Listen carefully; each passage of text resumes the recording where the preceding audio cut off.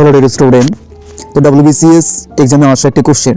তো এই ধরনের কোশ্চেন তোমরা একবার দেখে নাও, তাহলে তোমরা এই ধরনের কোশ্চেন আসলে খুব সহজে কিন্তু করতে পারবে।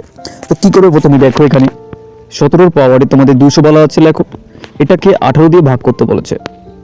এবার বলো 18 থেকে 17 এক কম হচ্ছে, তো এখান থেকে দেখো 18 দিয়ে 17কে কাটো, এক কম হচ্ছে মানে -1 হচ্ছে, তাই তো।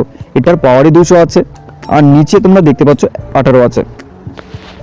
তো এবার দেখো -1-এর পাওয়ারে যদি জোড় সংখ্যা থাকে পাওয়ার, তাহলে কি হয়, একই হয়। আর যদি বিজোড় সংখ্যা থাকতো তাহলে সামনে মাইনাস চলে আসতো, ঠিক আছে।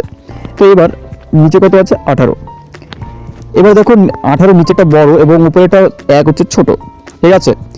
এইরকম যদি আসে তাহলে উপরেরটাই তোমাদের অ্যান্সার, যে উপরেরটা কত আছে, 1 হয়ে যাবে তোমাদের এই কোশ্চেনের অ্যান্সার, অপশন নাম্বার ডি, ঠিক আছে।